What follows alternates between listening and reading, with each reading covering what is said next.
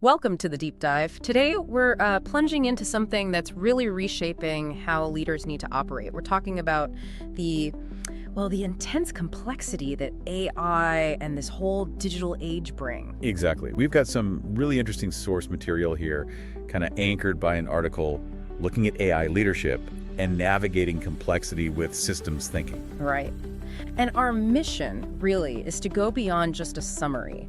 We want to pull out the most important, maybe even, surprising insights that you, as an executive, really need to get your head around to lead effectively now. Yeah, absolutely. Because the core idea coming through loud and clear is that the old leadership playbooks, the ones built for, let's say, more stable times. They're just not cutting it. Not at all.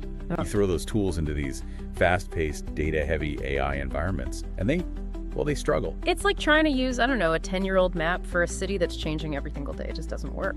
That's a great analogy. And what these sources are highlighting is that you need a different kind of focus now.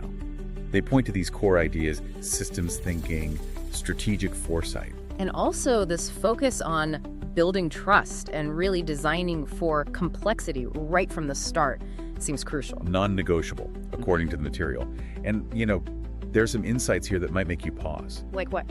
Well, like understanding why employee resistance to AI can build up kind of under the radar long before you actually see a dip in productivity numbers. Oh, interesting. Okay. And also this idea that you can't just prepare for one future anymore. You have to think about multiple possibilities.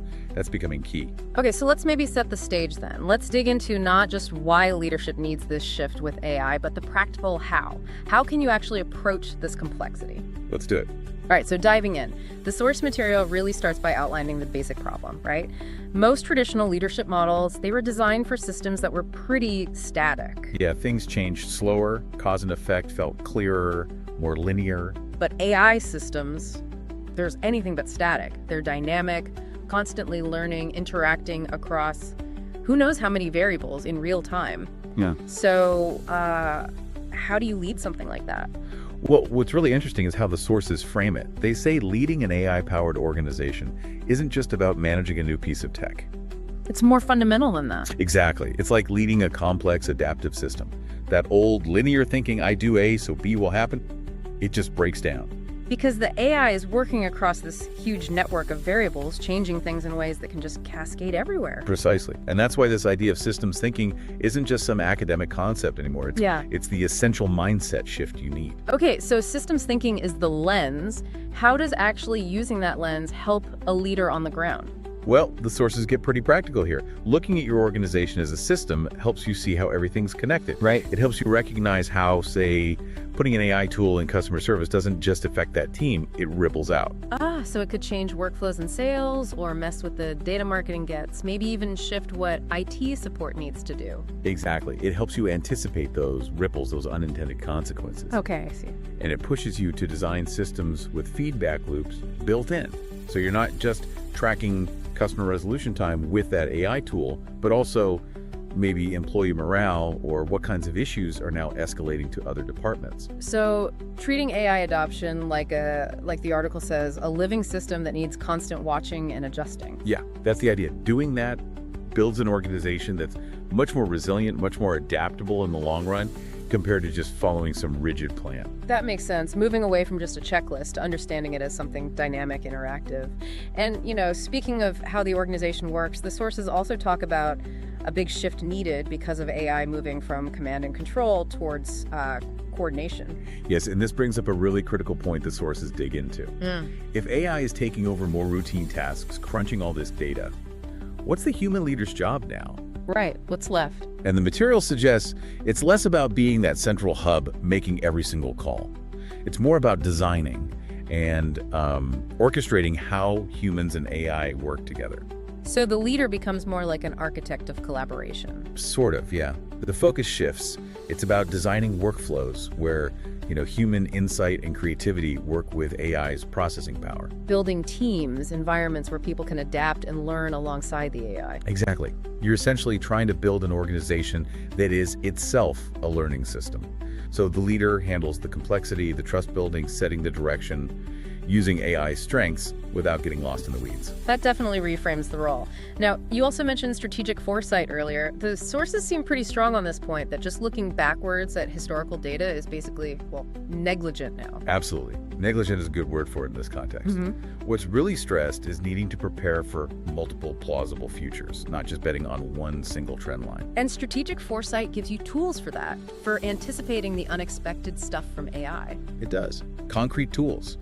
Things like scenario planning, really thinking through several quite different future possibilities and how your organization might cope. Okay. Or horizon scanning, actively looking out for those weak signals on the edges, things that might grow into major trends. Like new regulations being discussed, or shifts in public attitude towards AI, or maybe a competitor doing something totally unexpected. Precisely those kinds of things. And the research mentioned confirms this isn't just theory. Doing these foresight activities regularly, it significantly boosts organizational agility. Because you've already thought through some potential storms, so you can react faster when one actually hits. Makes sense. You're not caught completely flat-footed. Okay, but here's where it gets, I think, really interesting and maybe quite challenging. The sources bring up this crucial human dimension. AI systems, they can change and scale incredibly fast. Super fast. But people, our reflection, our dialogue, how we adapt, we operate on a different clock. And the sources suggest this gap, if you don't manage it, can really damage trust and morale. This is, probably one of the most critical takeaways. The sources are really clear. Leaders have to embed values and ethical thinking into the design process for AI. Not just evaluate it after the fact. No, not bolting it on later. It needs to be there from the start. Why is getting people involved early, focusing on those values, so important? Well, there's some powerful research mentioned suggesting that workers often resist AI, not just because of, technical glitches or job insecurity fears, but because they feel left out. Exactly. It's an emotional, psychological thing. They feel excluded from the process that's changing their work.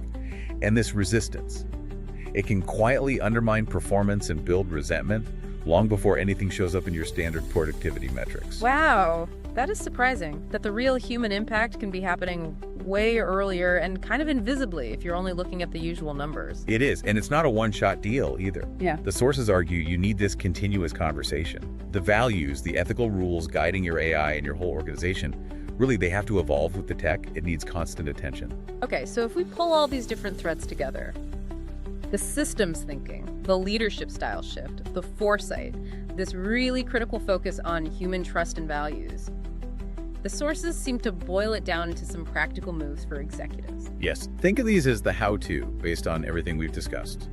First, that shift from command to coordination.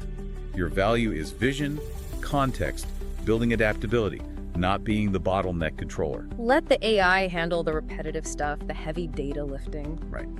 Second, make foresight a regular thing. Integrate scenario planning, horizon scanning into your strategy talks, maybe quarterly. Challenge your assumptions proactively.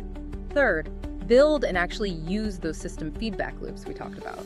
Look beyond just the obvious performance metrics. Monitor how AI is affecting employees, customers, how departments interact, and be ready to adjust. Yeah, course correct based on what you're actually seeing. Fourth, set up clear guardrails, non-negotiable ones. Define your core values, your ethical lines for AI before you roll it out widely. So these aren't just suggestions, they're fixed points guiding development, even if there's pressure to move faster. Especially then. And fifth, build trust through, radical visibility.